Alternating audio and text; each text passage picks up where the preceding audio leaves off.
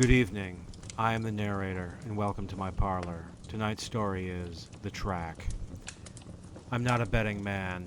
This phrase is empty, uttered in duress to conceal shortcomings. I've no such pretenses. I'm not proud, but I am honest.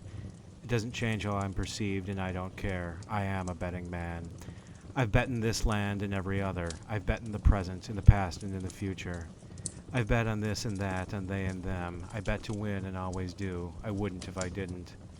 When I win big, not small like lesser bettors. I live well because I bet, and bet because I live well. I'm not addicted. I can quit at any time and succeed in any field, and yes, it is a field. Until then, I won't pass any chance that comes my way. Or so I thought. It was the dead of night, and I'd won as always. My foes had failed as always, and gazed at me in defeat. Still, they ceded their losses, as always. I smiled and lined my wallet, again, as always. Thanks, I said. Gracious, they affirmed. We rose and left the musty basement, dispersing into the night. I whistled. Victory. There was no one to hear in the darkened alley, or so I thought. When you bet like I do, you often find yourself in darkened alleys. I was about to turn into the empty street when suddenly I felt something, a hand on my shoulder. This was a long time coming. A vanquished foe, embarrassed by his lack of skill, envious of mine, seeking to restore his losses. He had waited, likely in a dumpster. Don't think for a second I was ill-prepared. Quite the contrary. I owned a knife, carried it always, and was skilled in its use. With confidence, I reached in my coat pocket, only to find the hand was a stranger's. I scanned my memory for his picture and found none. Still, I brandished my knife. This man wasn't who I expected, but that didn't make him harmless. State your name and purpose. My name is not important. My purpose is. My knife remained. You're a betting man and a keen one, the keenest I've ever seen. I deserve this praise, though disliked it. My knife was not a butter knife. I've seen many like you, many of your caliber. I struggled to believe this. In fact, I heard as much as I cared to. So why did you follow me? Why'd you approach me the way you did? A proposal. A proposal? For the ultimate betting challenge. The ultimate? Its potential gains are more than anything you've yet experienced, he said, and its potential losses. I was skeptical. After all, I'd been everywhere. There was nothing I'd yet to experience, and I could gain nothing more than I already had, or lose any less than I already hadn't. I told him this exactly. He listened and seemed to ponder. He would try to sway me, but how? What would be his ploy? You're the greatest I've seen, and we only invite the greatest, he declared. If only he knew I had no vanity. Still, my attitude changed. He clearly sought me and had a stake in succeeding. Why else would he have risked this alley at this hour and placing his hand on my shoulder? I concede, I said. Have you a piece of paper? A pencil? Whatever you have to tell me, I can remember it. Sure. This Friday, 10 p.m., the train station. This Friday, 10 p.m., the train station, I echoed. We bid adieu, and he faded into the night. I went home to my humble abode and retired. As I laid there, I thought of him and his proposal. Likely it was nothing special. A musty basement, a darkened alley, likely run by a common con man whom he had likely worked for. Likely. Time passed quickly. The day arrived. More time passed. The time arrived. And at that time, I arrived at the station. In the meantime, I had a few more victories, and my mood was bright. As I waited, I wondered where it was. I assumed I had been there. There were a few places I hadn't. But it was soon clear. It wasn't. A car appeared as if from thin air. I heard neither its engine nor its tires as it approached. Still, there it was, black and spotless. It looked like a Cadillac, but lacked the insignia.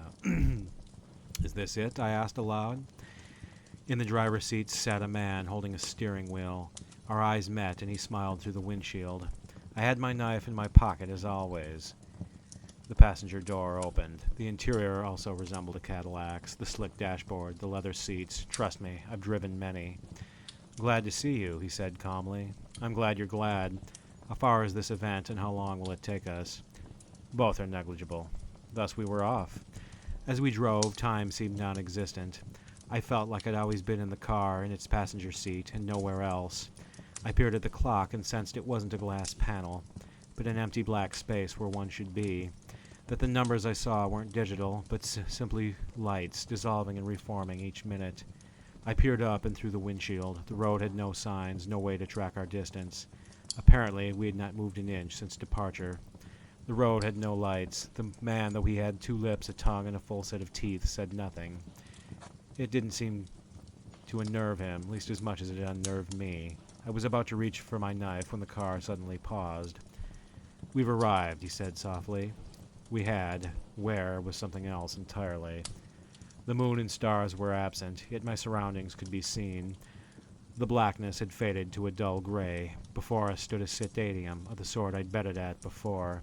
Above the front entrance, the venue's name was printed in bold black letters. Not those of the Latin alphabet, nor the Cyrillic, nor the Arabic, nor the Chinese, but one I'd never seen. I'd no idea where I was, to where I'd been invited.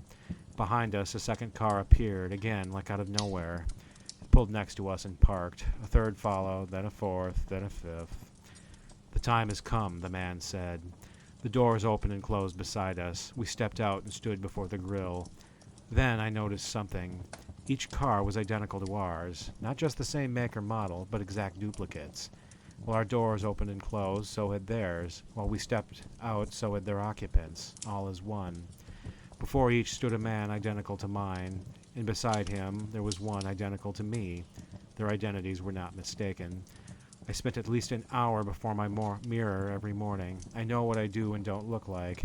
They look like me and I them, down to the finest details. There were 10 in total, each dressed like me, in the sport coat and designer jeans that were my de facto uniform.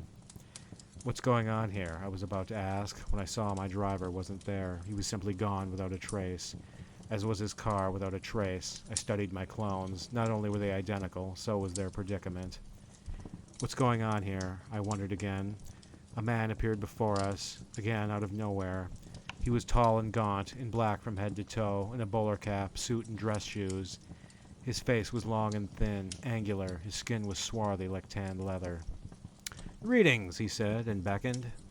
We followed him through the front entrance. Its doors opened and closed on their own. In the front hall, we paused and eyed each other. We each tried to determine both who the others were and, increasingly, who we were. Our bewilderment was universal. The interior was as expected.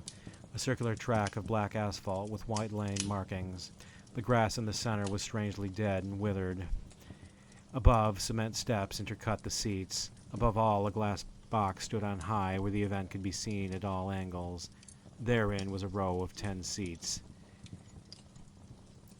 We were guided forth. The door to the box opened and closed on its own in what was becoming a pattern. Inside, it was simply adorned. The floor and ceiling were plain black. Our host stood in the center and addressed us one by one. "You are number 1, I was informed. My closest clone was number 2. The second closest, number 3, and so on. The seats, we learned, were numbered and assigned. We sat accordingly. A projector screen descended from the ceiling, blocking our view of the track. "You're about to meet the competitors," our host said, standing aside. The stables flashed on screen. They were unlike those I knew. They were black, not brown, ornate, not plain, and clean and spotless. Yet a stench wafted from the screen toward my nostrils. In them were forms, large, indistinct, and buried in shadow. The doors opened and they stepped forth into the gray. The screen was much like the clock in my chauffeur's car. It had no glass panel and no electronic images, only black space where light glowed. It dissolved and reformed, not to show numbers, but the steeds and their jockeys. The color ran. The figures melted like wax. I guess they were horses, though they strained the definition. Their eyes lacked pupils. Their manes were tentacles, swaying even without wind. They seemed to undulate like beating hearts as their corners faded into the darkness. The camera zoomed in on the first, showing it in full detail. We winced. Various organic forms peeked through their stomachs, floating and shifting position. Gross. "Behold, in all his glory," a narrator boomed. It told us the steed's name, a string of obscenities I would never think of. The camera moved to the next, then the next, then the next. Each looked the same and provoked the same reaction. Each name was obscene. I won't repeat them. We reached the last steed, which I hoped would end the presentation. "And next, the jockeys." My hope had been in vain. The camera returned to the first. Beside it stood his jockey. The narrator introduced him by name, a second obscenity to complement his steed. He wore a suit and helmet, his skin was grayed and wizened, he was bald, his ears were long and pointed, and his eyes were sharply slanted.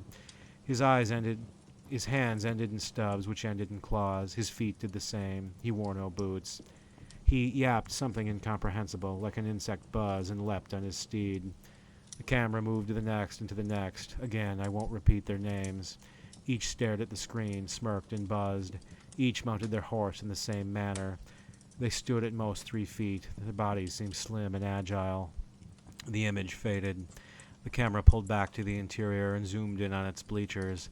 On the first seat of the first row, the first attendee appeared, a man in clothes that hadn't been washed since they were in style and which stitches held together. His eyes were sleepy, as if held together by fleeting hopes. I couldn't help but think he looked vaguely familiar. The camera moved to the next, then the next, then the next. It quickened until it blurred. Unlike the first, the others were formally dressed, the men in suits and ties, the women evening dresses. Their clothes looked antique, the kind seen in period films in trendy neighborhoods. "Every seat is filled," someone declared, "as always." "Which of our steeds strikes your eye?" our host asked. The question was pointless. We'd never seen or heard of our options until then, and we knew nothing of their performance history. At best we could guess, hopefully correctly. A pencil and a sheet of paper appeared in my lap, and in the others. "How much are you betting?" our host asked. Again, the question was pointless. I'd brought no dollars and assumed neither had the others. As I thought this, a stack of bills appeared in my cup holder. Surprised, I lifted and counted them. They equaled my bank account. This sequence repeated with the others. The dollars were white, their Texan borders were black. In a black circle in the center was a man's face. He looked much like our host. On either side were symbols indicating the monetary value. They were not Arabic numbers, but something I'd never seen before. Our host sauntered to my side, looming above. He folded his hands above his navel and peered down, smiling. I recoiled slightly. "Your opening bid?" he asked. $1, I said quickly, not knowing why I'd chosen such a low amount. "That sounds good," he affirmed. He moved to the clone next to me, and then the next. At each he paused and asked the same with the same response. His eyebrow cocked. I jotted, quickly and with no concern for legibility, the name of the first steed. I cringed and read it aloud. He nodded in approval. "And you?" he asked the man to my right, and on down the row. "Your opening bets?" he asked. $1 at first, I told him. $1 at first, the man to my right echoed. $1 at first, the man to his echoed. Eventually, he returned to the screen. "The race is on," he declared. The screen slid upward into the ceiling. We could clearly see the track. The steeds and their jockeys gathered at the starting line. A figure stood beside them. His features were ill-defined in darkness. He brought his hand to his mouth and blew. A shrill, piercing sound rippled throughout. The race was on. The steeds ran, their stomachs roiling, their manes swaying, those strange forms appearing and vanishing within their flesh. Their jockeys bobbed in rhythm. They secreted a lather, a mucus, dense and translucent. I was so repulsed I forgot I was betting, that I was betting on one of them, and which I was betting on. The others had as well. Eventually I found my steed. This was hard. They all looked and moved alike, at the same pace. I'd no way to know my fortunes. The track seemed to undulate, to expand and contract. The grass swayed like tentacles. The earth heaved, rising and falling, gaining speed until explosion seemed imminent. Our eyes bulged. "Would you like to increase your stakes?" our host asked slyly. We didn't answer. We couldn't. He didn't press. He only smiled. The spectacle continued. There was no announcer, no one to count the laps. The booth for that seemed abandoned. There wasn't even a clock on the wall. Gradually, the spectacle slowed until it ceased altogether. At this point, they all stood on the finish line. No one won. No one lost. "The race has ended," he declared. "You've already noticed you haven't won. Never fear. None of you have. There are fees for doing so." The dollars had already vanished from our chairs. "Stand, would you?" he asked. He guided us from the glass box and down the stairs. The cars had returned, and with them the drivers. "Take it easy," he bid us adieu. We turned for one final glance at him and his arena, only to find both had vanished without a trace. We then turned and glanced at each other before boarding. "Have a good time?" As he spoke, every other driver said the same to every other passenger. echoes. It was fine. As I spoke, every other passenger said the same to their drivers, again, like echoes. Thus began our journey through the black, lightless, signless road. I dreaded only my return. In time, the moon appeared, and with it the train station. We've arrived. The door opened and I stepped out. It closed behind me and the car vanished into the air. The sky loomed above. The stars had at least returned. I paused and gazed upward. A form appeared, a large white cube that shifted its position, revealing 6 sides, each with black dots. A die. It began to shake. A second item joined it, a large white square with a black spade in the center and in each corner, and the number 1 in the upper right. A 2 of spades appeared, and then a third. I stood entranced, unable to move, to look away, mesmerized, until all 52 were there. They began to move, shuffling and reshuffling, so fast they blurred together. I couldn't tell where one ended and the next began. I couldn't follow them like the racetrack horses. Gradually they began to slow until they vanished altogether. At last, with great effort, I pried my eyes. With slumped shoulders, I trudged home and collapsed on my couch. As I slept, a wave of light flashed before my eyes. I saw therein a series of familiar faces. The guests from the track, foes from my past, and at last my own. For the first time I knew myself, and I'm still a betting man.